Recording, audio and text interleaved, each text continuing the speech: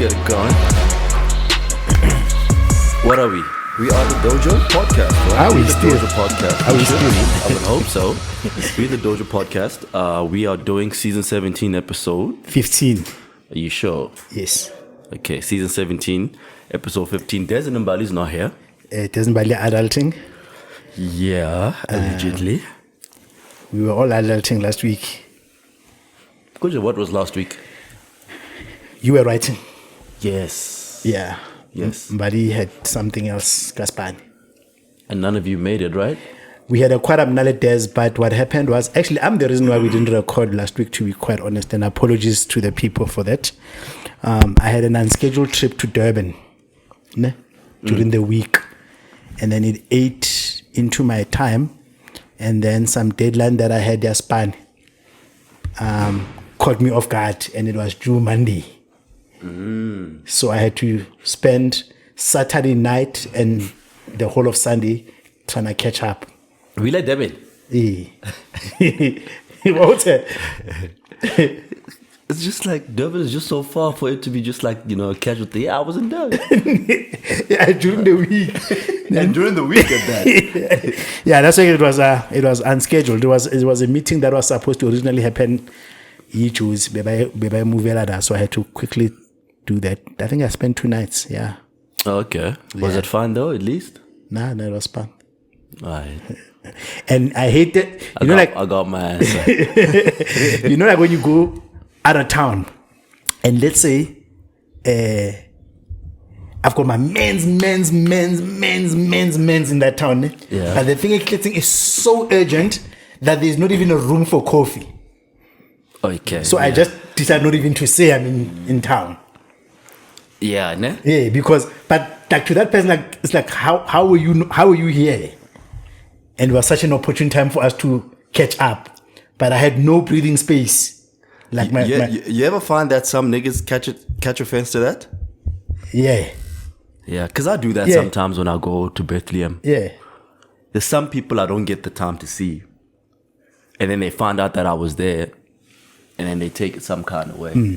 And also announcing ahead, you're also inviting problems because your schedule that just gets full. Yeah. Everybody wants to see you, and that's why how in and out. You'd rather whoever catches you. And then you're out. Yeah, so I've gone home and not gone home.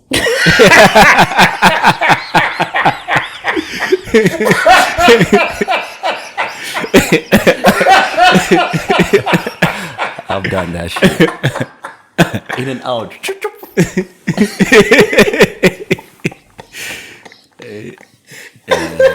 you know what's funny about that? Man. Interesting. What's funny about that is when your relatives when allowed to play in sport somewhere. Yeah. Someone saw you. And then somebody says, "There's just no way." Yeah.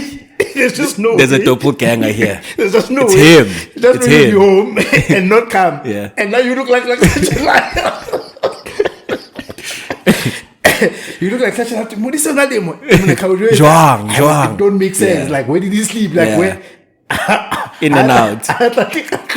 In and out. It happens. You didn't see me. It happens, man. It happens. But anyway, we back. Season 17, episode 15. Apologies, we could not record for the past 2 weekends. But we are back now. We're still coming to you live from Hackers. We will show you what Hackers is all about, and you can catch them on the link. What are we selling? We still have the Afriski Lesotho experience, which is happening 25th to the 27th of July. You can find that on uzuruonline.co.za.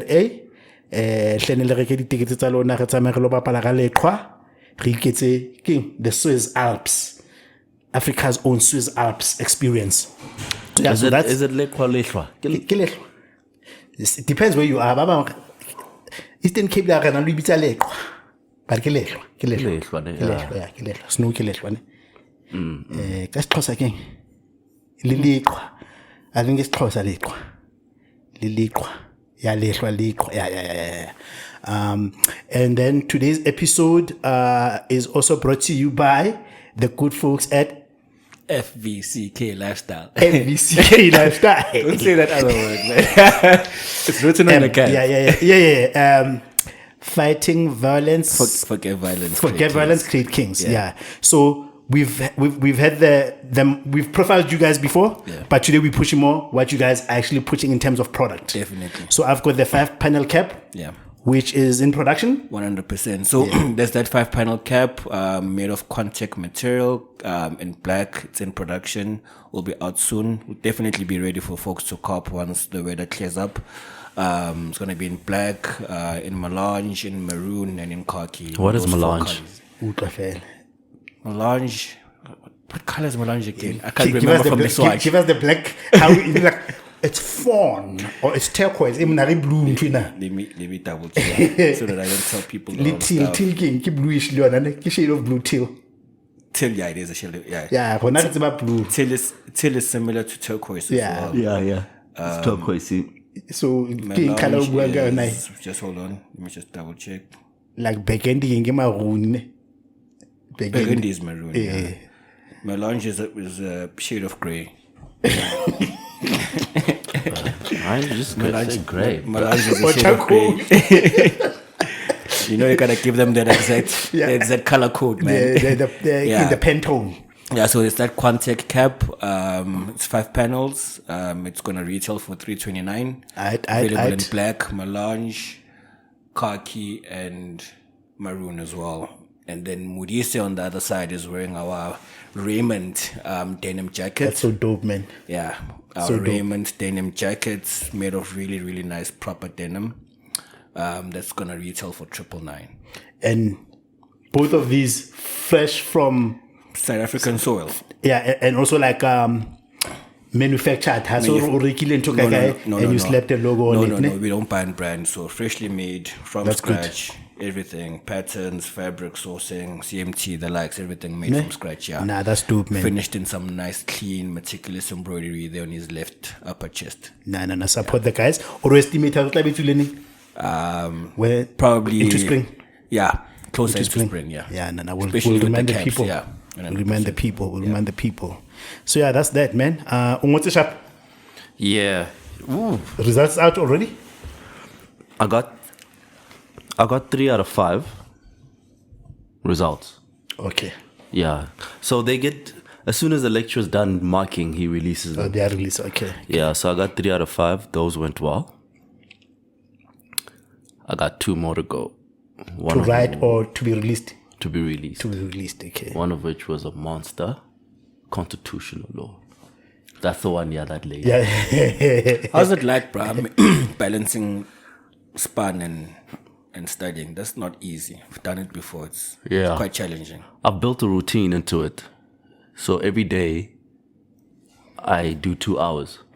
Yeah, that's how you gotta do it. Yeah, so like as soon as the semester starts and I get the study material, I'm hit the ground running. Yeah, so like I'm every 2 hours, so that by the time the exams come, you don't have to start from scratch.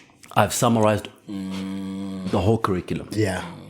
I don't. When the exams come, I don't open the textbook anymore. I'm revising. You are revising. It's actually quite things smart. that you've paraphrased. It's actually quite smart. Yeah. Get a better understanding. Doing some mock question papers and stuff. Yeah. That's what I do. And then, and then it's only during exam time that I actually watch the lecture videos. Like the whole time I'm self-studying. Okay. And then I'll watch the lecture videos. Whatever it is that I hear in there that's not in my notes, then I'll update. Okay. And then what I've started doing now, actually, which I didn't do before, is I've actually started soliciting next semester's material. So becoming proactive. From some of the WhatsApp groups for modules I wasn't doing. Okay. And then they usually like post like study guides and stuff in there. So I've started with one of them. So that by the time that module comes in about like a month and a half, I would have already. Yeah. So it's all about self-regulating. Yeah, and building a routine. Yeah. I was about to say like you know how we always say, in 24 hours may seem like it's small, but there's a lot of leakage in terms of our time that gets filled up with useless things. Like how so I was saying now, all of a sudden, you are knee deep into a TL convo that's taken an hour that just leaked, and you just So a lot of times, when something is important, like the whole lock in. Yes. Just lock in, or like I've decided an hour is dedicated to my studies. Ne? What will then happen is that by way of natural selection, something that was always useless will filter itself out somehow. Wabo? That's so true. Until you get to the point where all important things maybe are competing for your time, then that's when you can say you don't have a capacity. But generally, a lot of times that we've got a lot of capacity. Can free up that time. But we can free up that time. And I see that a lot also with like savings. Like the moment you close out, because you have not been serious about putting money aside for that specific thing. Even if it's $200, you will find $200. That's so true. You will find $200. Yeah, you find it. You'll find it. Bro, like if you're a drinker, you can raise money.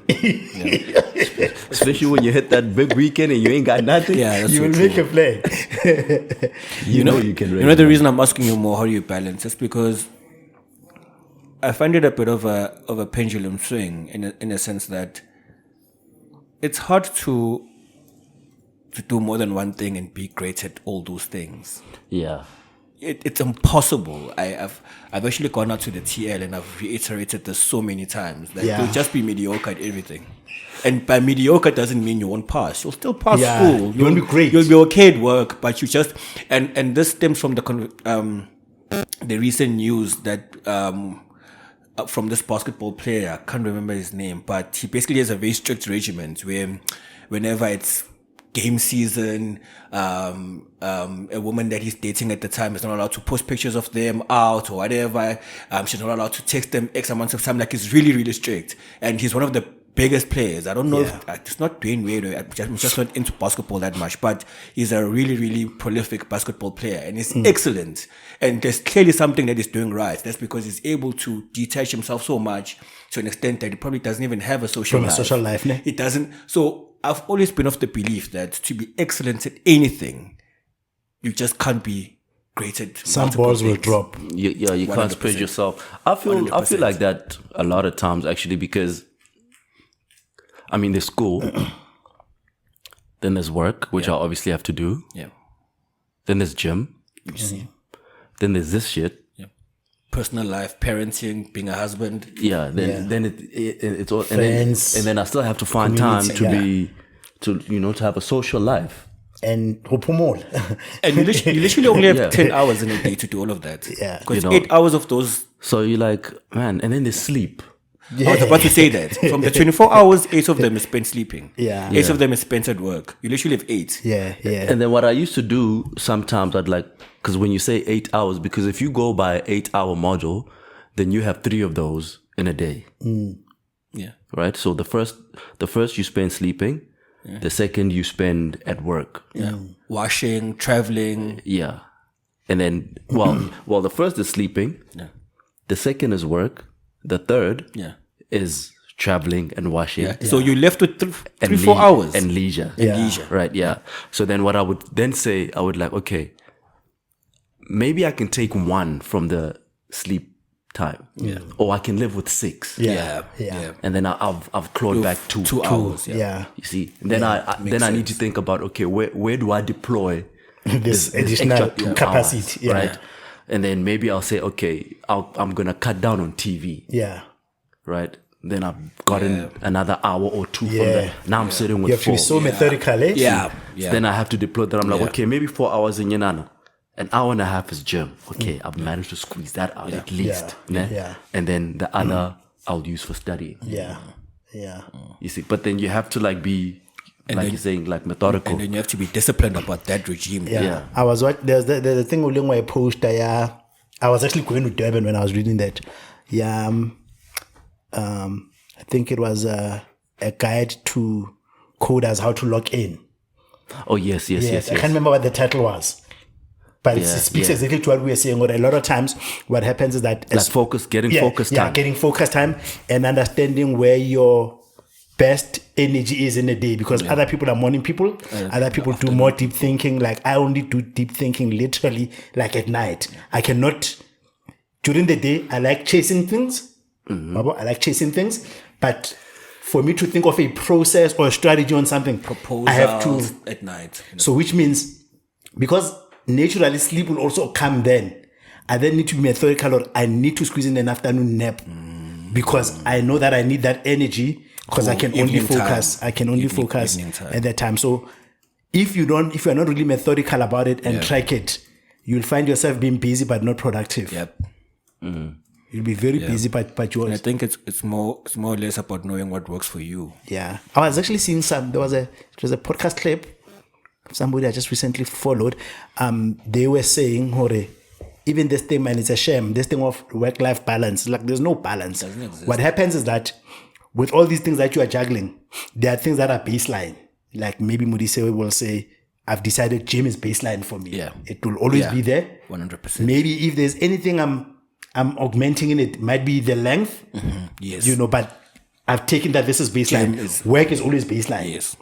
However, then let's say maybe relationships, there's a time where we will say maybe I'm a father and a husband, but I know that maybe our child is struggling with something that we need to assist them with, whether it's Kela or whatever it is. But I'm going to expect my partner to understand that she's not going to be a priority because when it comes to the human relations that I have in the house, this one is taking priority. So this thing is going to be lopsided. Then there's a time where, see, if I'm like then the relationship might take that precedent. Yeah, but there is never a time where you are gonna be equally balanced. And that's what society tries to drive with this narrative of work-life balance. There's it does no balance. not exist. Yeah, does not exist. There's a season for everything, and also. It's also okay to be mediocre. There's nothing wrong with that. Yeah. I think I just fuss over about no. The reason why I always fuss over this topic, Tabang, is because society tries to use the term mediocre. It's mediocrity. Let's say basic. It's mediocrity. That is mediocrity. That is mediocrity. Mediocrity is underachieving. No. But being average, like if you look at a bell curve, right? The niggas in the middle are average. Yeah. Yes. Right? The niggas on the far right are overachievers. Yes. The niggas on the left are the mediocre ones. It's never okay to be mediocre. Like in the true definition of the word, mediocre. But then you are just using an extreme way. But it's very easy as an overachiever to look at the average people as mediocre. Yes, because that's your baseline. But they're not really, because in this instance, you the weird one. You're just average. You're just average. Or it goes back to what we were talking about in the car as well. Sometimes, I think that the point you're trying to get to is that there's what you can do at work just to keep your job. To get by. No, to keep your job. And you don't have to be mediocre to keep your job. Yeah. You have to be average. Yeah, you have to be average. Yeah. Because now I've kept my job. Yeah. But I also know that what I'm doing, that I'm inadvertently pushing myself out of a promotion opportunity. Yes. That's the price I am paying. Because my peers are punching above. Yes. Which you may or may not need. Because average gets you a bonus. Yeah, it does get you a bonus. You delivered. You fulfilled the requirements. Mediocre is not getting you. Doesn't get you an increase. It doesn't get you at risk of being fired as well. Yes. Yeah, you see. It's always there. Fair enough. Yeah. But if you're consistent, I'm doing what you hired me for. Yeah. Which is the bare minimum. Yeah. And the bare minimum can be interpreted as mediocrity. That's why if you see the bare minimum. And I go back to what I was saying earlier, because the overachiever can view the average people as mediocre. Yeah. So now, a situation where the average is viewed as mediocre is when most people are overachievers. 100%. But then if most people are overachievers in the company, you're no longer an overachiever. You're average. Yeah. Because what's happened? The benchmark has shifted. That's the word. Even in relationship, we talk about it, right? So what happens that Labo clapping for a fish for swimming. Yeah, we are gonna clap if most fishes are dying. Right. Because because the benchmark is quite low. Because like someone's like, how would deadbeat? Yeah. It's like, here's the thing, right? There's a standard. So when we deviate from, remember, standard can be enhanced or reduced by the overall behavior. sometimes there's a time where the group average can take the standard down. Yes. Because what does that mean? It means maybe the standard was too ambitious. Correct. So based on the average performance, it's going to recalibrate what the standard is. In fact, sometimes they can even go back to saying maybe we need to rewrite the standard. But if the average performance outweighs the standard, it means we were weak. Our standard was maybe more loose. We need to tighten it up. Then in that case, while you are average, where 80% of the people are remarkable, actually you are mediocre. Yeah.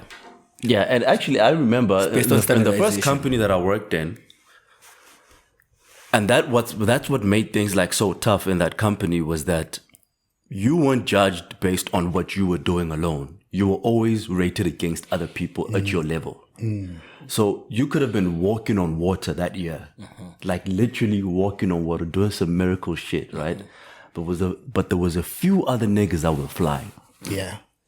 Right?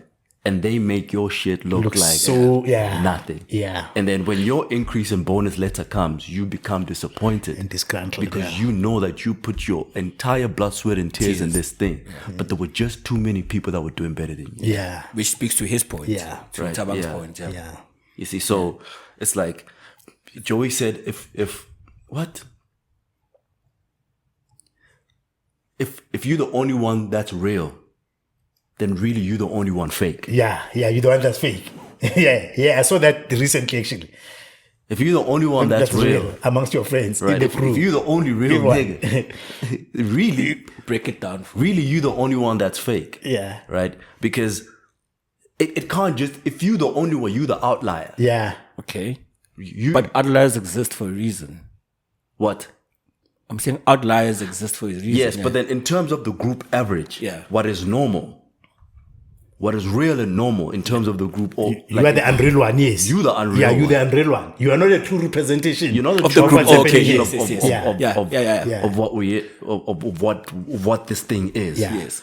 Another way of explaining it is to say, if things were to change, it's easier for you to remove yourself from the situation than everybody has to adapt to you. And that's why our parents used to tell us, especially the educated amongst them, that we need to seek friends that are like us. Right? Okay. Like you need to align yourself with people whose values, which is conformity, align with yours. Yeah. Because if you're the overachiever with a bunch of average people, they're going to hold you back. Yeah, they want to hold you back. Makes sense. Yeah, they want to hold you. They don't feed off you. Makes sense. No, they feed off you. They drain you. They drain you. Yeah. And another saying, always surround yourself with people that are smarter than you. 100%, which makes sense. Yeah. If you're the smartest person in the room, then you're not smart. You're in the wrong room. You're in the wrong room. Yeah, that's the saying. You're in the wrong room. Yeah. Because, look at it, for example, because I'm into cars. Like, look at it with cars. There's a reason a Ferrari is 9 million on average. And there's a reason a Polo TSI is 400K. And the average person will get a Polo TSI if you work hard enough. Yeah. But to do something in life that will get you a Ferrari, let's take away elements of, okay, you can be a criminal and do crime. Like, let's say you have to be remarkable. Thank you. It has to be something. And for you to be remarkable, you have to do things that 10 of the people that are driving a Polo TSI will never think of. That's the thing. Unwilling to do. Unwilling to do. Which brings me back to my initial question that to be able to balance X, Y, Z, I really want to be exceptional at everything. Yeah. To get that Ferrari. Yeah. Right. You get what I'm saying? Yeah. LeBron James does nothing but basketball. Yeah. That's why he's a billionaire. That unwilling to do is very uncanny because you have to do a lot of shit to drive a Ferrari. Fine. You get what I'm saying? That's why you have to. But it's also possible to get it legally, Tabang, as well. But you have to do so many things that people aren't willing to do. Well, let me put it like this. I don't think it's possible to get a Ferrari ethically. It is. It's very possible. Not ethically. Okay.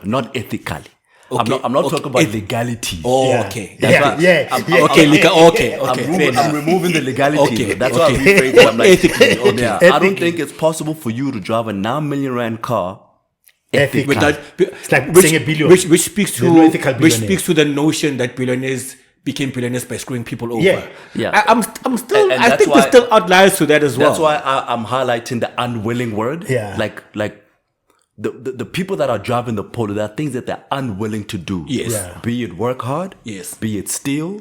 Be it screw people over. Yeah. Be it fair push enough. over. Fair enough. Yeah. Driving slave drivers. Slave drivers. Yeah. Right. But because even CEOs, if you really think about it, like, it might not have been as a result of what you personally did, but you are part of a system that you are enabling, right? Yep. So if that year the company didn't do well and people didn't get increases in bonuses, and they'll be reading in the papers that you got 140 million worth of stock options. Yeah.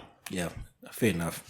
You're feeling Which is ethically. Yes. That's where your Ferrari came from. Yes. Yeah. Fair enough. Yes. Fair enough. Yes. As opposed to taking 140 million rand stock distributed to employees, even if the company didn't do well, and that's where ethics come in. Yes, and that's why I'm always skeptical of in fact, just making extremely wealthy people. In fact, just making Exco, there's a lot of complicity you have. Yeah. In fact, I look at extremely wealthy people as people that are like, I wouldn't put it above you to kill to knock me off if I ever stood in your way. Like, I don't believe that you wouldn't kill me. Yeah. If it came down to it. I don't believe, like, if because when I look at the level that you are, I'm always thinking, I wonder what the thing that nigga had to do to get there. Yeah. And do I want to find out? Yeah. What I want to find that out. Yeah. Yeah. So, but even in the notion that, you know, there's no billionaire that got to be a billionaire ethically, I mean, there's outliers in that too. No, of course. I mean, let's not be the general rule that's true. There is no conversation in this world that will ever be 100% either or. Yes, 100%. And when we talk, that's why, and you don't give somebody an advice that's an outlying advice, because then I'm deceiving you. 100%. I would need an example. Yeah. I would need an example. LeBron James is a billionaire. He's done nothing but basketball. Rihanna's a billionaire. Done nothing but music. It's possible. Well, Rihanna, I don't know. You see, for me, once you start delving into corporate, then things become a bit shaky, because I don't know how she's doing that. Let's not mask and say, okay, in corporate terms, we're just talking about being a billionaire. Yeah. It's possible. Okay. No. Legally. Look, it's and possible. ethically. But also, I think Okay. the thing is with celebrities. I'd take that. It's possible. Yeah. But Ethically and legally. But Nali, I can double click on it. The thing is with celebrities, right? Where wealth, I mean, we look at, like, you know, we were so obsessed with that top 10 rich rappers type of thing. Yes. There's a lot of fat around branding and around propping up certain people around how they are positioned in terms of how they make money. And some of it is not really even liquid money, right? Like in most instances. Like, for example, like Kanye said, because I was fighting with Jay, and the Jews were against me, even he had to go and he invited Forbes and said, but I am a billionaire. And he opened his book to them. And he's like, but the reason I'm not landing there is because, you know, there's a certain narrative about me being punished that needs to be driven. If that is true, then I can also ask myself, is this guy really a billionaire too? Is he a billionaire in the true sense of a billion? In terms of assets. Right? Because Oshabelebo, Rihanna, and all due respect to them, they become billionaires of industries where they are not even decision makers, when they are not creators, but it's simply because they just took their wages. Their fame. Okay. They took their fame and converted it into a stake. Okay. Fair but enough. the moment they want to deal with that guy, like they did with Diddy, you saw he's not a billionaire. Yeah. With Kanye, you know, but today nobody can wake up today and say, I've fallen out with Rupert, and it affects his billionaire status. Yeah, Kanye lost $1 billion in half. He lost half his wealth in a week. Yeezy, $1 billion and a half. When they stripped him off because it was worth 3.2. Yeah. So, which speaks to most points about actual billionaires who are change makers, policy makers, someone like a Rupert who affects the South African economy. Yeah. I hear what you're saying. And those are not ethical. They can never be. Yeah, fair enough. Yeah. You can, even here in South Africa, you can name black billionaires and like, And maybe I'm just better about the whole notion that, like, if you work really hard, you'll get everything that you want. Nah, that's and I feel like it's like the equation. It's such a misleading thing. But at the same time, telling people that makes them mediocre. it makes them not work hard because they then feel like, okay, what's the point? What's the point? What's the point? You need a balance. So you don't a fair chance. You don't. And maybe the motivator for working hard shouldn't be to achieve material things.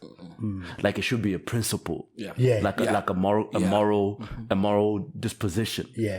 Self-respect. As opposed to you doing this thing because you want to get something.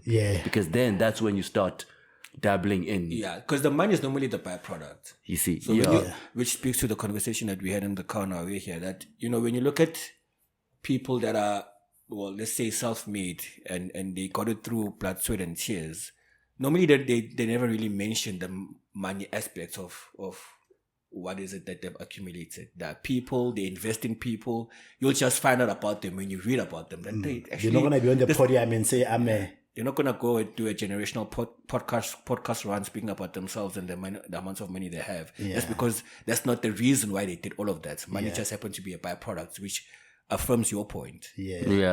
I don't. I'm just a hater, man. I don't trust those niggas either. Well, you're supposed to question it. Yeah, because I view them as like people who are trying to protect their wealth. It's the things that they're advised to do in order to safeguard. Like it's almost like a exposure. What do they call it? Like it's CS. It's social. Corporate responsibility. Yes. Like where you have to like portray a certain image to the public to keep the share price stable, or to keep your image in the public good so that you can maintain and attract more business. Because once you start looking like a rich billionaire playboy, then that may affect the business. So you have to look like this prim and proper person in order to maintain this thing that you have. And sometimes don't invite that layer, because that layer then will start making people question. Because when that share price drops, you are behind the doors cussing at people. Then the ethics part of it. That's the part we don't get to see. That it is about the money after all. It is. It was about the money after all. Quite a dynamic. You see, but you're not gonna come out and tell, because you're not a rapper. It's not what you do. It's not a facade you put in. It's not what you do. But these niggas care about this cash, bruh. And the deals they be making out here. And that's not to say, man. That's not to say necessarily. Like, I know genuinely there are people with lots of money that really don't worship it. Right. Like what I'm saying is that maybe, or let me say, if I take your nature, I know you're a reserved person by nature. Right? By nature. Whether you have money or not.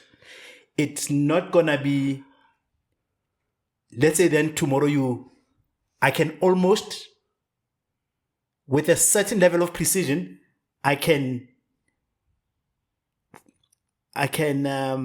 almost tell, even if you had 10 million tomorrow, I don't think you will drastically change your attitude. Would you? No, probably not. So there are people that sometimes by nature they are like that, and then they happen to get into money, and money doesn't change who they are.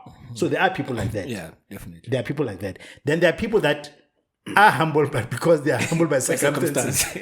Like, you know what I mean? Like, guys, how happy because I want. Like, that's just who you are. Yes, money may take you out of character at certain things, because, like, obviously there's certain things will change. Certain things will change. Certain things will change, but at your core, I'm not gonna be like, nah, this guy is about to fast.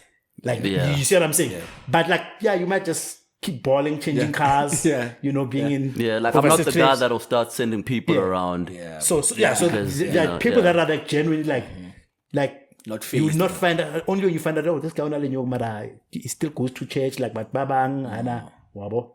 So all of a sudden, oh, this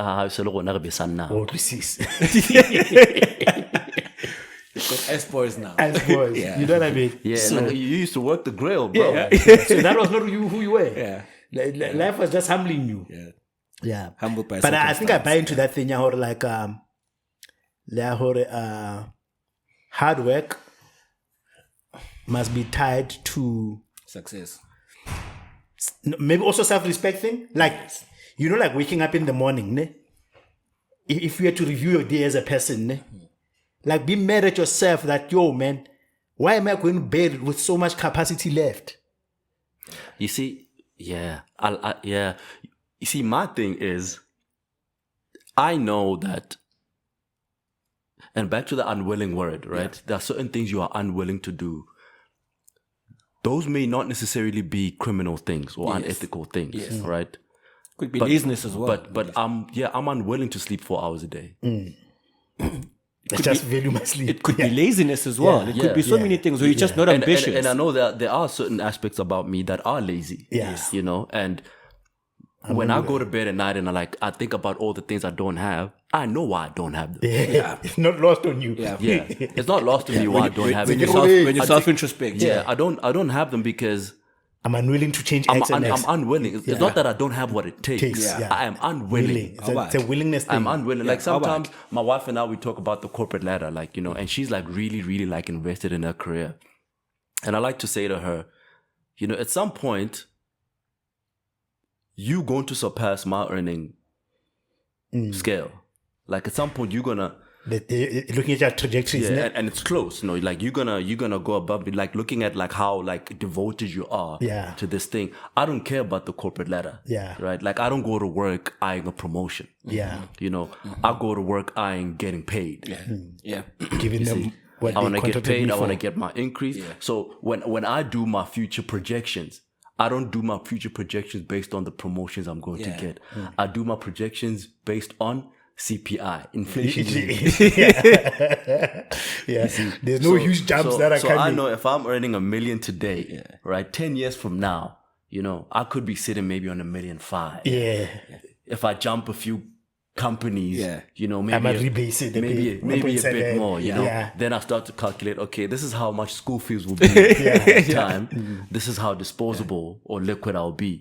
That's how I view my future. I don't view my future based on, you know, I'll be making 3 million by the age of 45. Or you base it on your side hustles. You know, because I know what it takes to get to that level. To live that. I love that. And I know, and understand the introspection. You know what it takes. You know, you're unwilling. And I see what that looks like to the people that live that life at work. They don't know their kids. They're barely home. They barely sleep. You know, and I'm like, that's not the life that I envisioned for myself when I was. Which speaks to the initial point I made, that there's a price to pay to be excellent at anything in life. And some people are just not willing to pay that price. Some are. It's just a matter of self-introspection, knowing who you are and knowing what you want for yourself and for your life. And also, I think to qualify it, willing also does not necessarily mean it's laziness. So it means it's where you are drawing the line. You see what I'm saying? It's like I'm just drawing the line. Sometimes I actually have the willingness, but I'm just drawing the line at the price I'm willing to pay for this thing. And my line is that I'm not gonna draw. I'm not gonna go for this thing at the expense of alienating my children. But even if I'm willing to do it, but I'm just drawing the line. I'm here, I get close. Those are my values, or these are my non-tradable things that I'm willing to offer. And that's why sometimes, you know, like these are one of the reasons why marriage is a good thing. Because sometimes you can just ride on somebody else's wave. You know, you're like, okay. I'm in your shade. Because I mean, if my wife gets rich, I'm rich. I don't care what anybody says. You know the problem that I have with this whole little conundrum is that in light of the discussion, there's someone that wants to pride themselves in being a great family man. There's nothing wrong with that. And they are there for their kids. They do morning drop-offs, afternoon drop-offs. They are there for the sports. They make their kids lunch. And because of what I'm saying, that because they are great at parenting, they're involved, they're present. It's impossible for them to bring in 200K a month. With that level of time spent at being a parent. They're okay with that. Hence they're broke in terms of finances. Right? The problem comes when such a person looks at someone that does not want what they hold valuable to them. There's someone that is of the opposite of them, where they are like Mo's wife. They're big on career. They could not give a rat's ass about being a parent, having kids. Then they want to cast judgment. Hey, you haven't seen your kids no, nigga. That's the price that I'm deciding to pay. That's the problem with our society. I've never judged you with your price. You told yourself you don't want to get money. You want to be a great mother. The problem with our society then, it's projection, right? And it's also like let's take religion. My problem is I may have my own views on religion. It starts becoming a problem when I sell you my views based on the fact that now you've chosen to accept religion. 100%. I'm not leaving you on your lane. Yeah. When you start saying, when I now start projecting to people like, look, there'll never be anything. Like now I'm imposing. Yeah. And you don't know what my agenda is. You don't know what my values are for you to then pass that judgment. That's where the problem starts. And you know where the judgment comes from? It's insecurity as well. Yeah. Insecurity and also now doubting the decisions and the choices that you've made. Yeah. I've boldly said that in life, you are where you are because of the decisions and the choices that you took by yourself and nobody else, and you can't blame anyone. Yeah, but I still feel like you still have a certain level of responsibility to the people that you live with. And I say that especially if you're going to choose to have kids, because we are the ones, or our kids are the ones that are going to have to bear the brunt of you not having been there for yours. Because our kids will have to suffer your children. In the same breath, my kids would have to suffer the same brunt of me having to share my cheese because you chose to not get cash. You won't be sharing your cheese with anybody. You would have achieved your goals, right? And after you achieve your goals, you would have raised assholes of children who cared not a damn about anybody because they didn't have a father figure, right? Was present, and then our community of children have to come and live with yours. Because my kids don't live in silo. Fair enough. Right. But here's I'm saying more. In the same breath, you are the best mom, best dad, whatever. But because you sacrifice getting cheese, what quality of life are you going to give your kids as well? Your kids are going to grow up in so much resentment when they look at other kids at school that get dropped off in portions. No. I'm not talking about like the extremes of poverty, because I'm not poor, but I'm not rich, right? So I know that my kid has a good life. But then I also know that I have enough time to instill the values that I need to instill in him in order for him to be a productive decent human being. Productive member of society, right? So I'm trying to equip him with all the tools that he needs, not to be rich, right? But to live a meaningful life, good life, right? Life, and to live with people that because the world is a playground of kids, right? And there are kids that we want to play with, and there are kids we don't want to play with, right? So if you're not a team player or you're not a nice person, we don't want to play with you, right? So we're not going to invite you to the boardroom unless you have the leverage that maybe your father would have given you.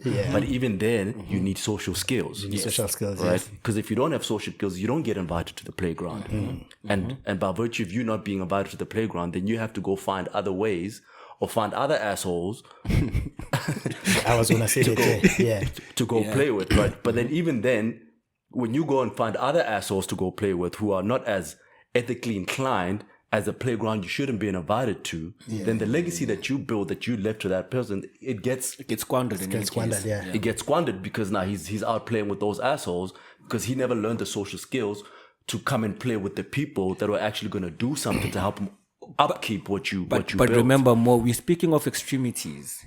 We're speaking of extremes. We're not speaking of, for instance, a decent middle-class person who's not rich, who's not poor either, who affords a good life. We're speaking of extremes. Like LeBron James is a serious outlier, is an extreme person that has taken nothing but basketball seriously all his life. Cristiano Ronaldo is the first guy training at 4 a.m. That's why he's 40 years old, scoring 40 goals a season. And No, you get what I'm saying? But the difference with LeBron is that LeBron is a family man. No, the point I'm trying to make more is that extremes. There's a person that will value being a parent, being a housewife, being whatever. To the extreme. To the sacrifice of getting cheddar. Yes. Of getting cheese. And that's the extreme. So you're going to have, again, your kids don't live in silo, right? You're going to raise kids that are well-mannered, respectful, know how to cook, know how to respect elders, etc., etc. But because of the decision that you took, that for me, my biggest value system lies on family. But at the detriment or at the sacrifice of getting cheese. Right? Your kids are going to come into the same playground with other kids whose parents chose the opposite. And be resentful of them. Exactly. That's what I'm saying. We're talking about extremes here. But I think there's, for me, here's how I look at it. Like that thing as standard and benchmark is the same thing. So initially, a society starts with one household. So ke la bona le bala mole ka hloma. Ha ke hloma mkhukhu kapa eng. Chances are the second person that hlomang o tlo botsa nna something. So why did you decide ho shebisa mnyakokwa? You know. Yes. So I have like some kind of a superior. Catch the rest of this episode on Patreon. The Dojo.